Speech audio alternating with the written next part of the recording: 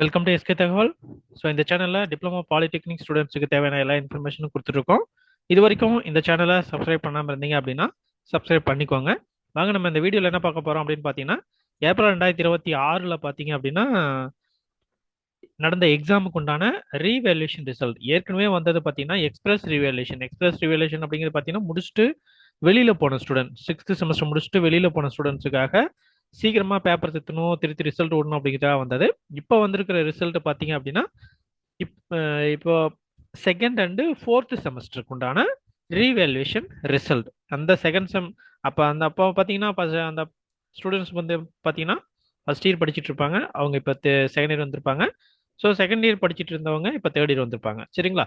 Second and fourth செமஸ்டரோட revaluation result வந்து வந்துருச்சு.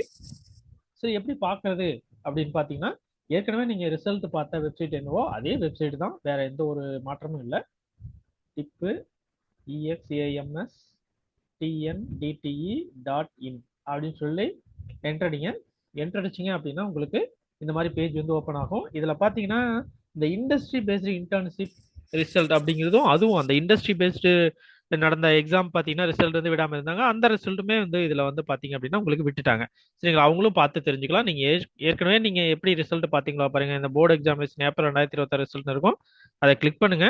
கிளிக் பண்ணிட்டு உங்களுடைய ரிஜிஸ்டர் நம்பர், உங்களுடைய டேட் ஆஃப் பர்த் எல்லாம் கொடுத்து பேஜ் டீட்டெயில் அப்படின்னு கொடுத்தீங்க அப்படின்னா உங்களுடைய ரிசல்ட் வந்து உங்களுக்கு நீங்கள் பார்த்த பழைய ரிசல்ட்டுக்கும் புது ரிசல்ட்டுக்கும் உங்களுக்கு கண்டிப்பாக வந்து ஏதாவது உங்களுக்கு வந்து சேஞ்சஸ் இருந்துச்சு அப்படின்னா, பழசு பார்த்தீங்க அப்படின்னா உங்களுக்கு ஏதாவது சப்ஜெக்ட்ல A+ இருந்துச்சு அப்படின்னா இப்போ ரீவேல்யூஷன் பண்ணி உங்களுக்கு மார்க் இன்க்ரீஸ் ஆகி 91க்கு மேலே வந்துருச்சு அப்படின்னா அப்படிங்கிற மாதிரி மாறி வந்திருக்கும். இல்லை ஏல இருக்கிறவங்களுக்கு A+ வந்திருக்கலாம்.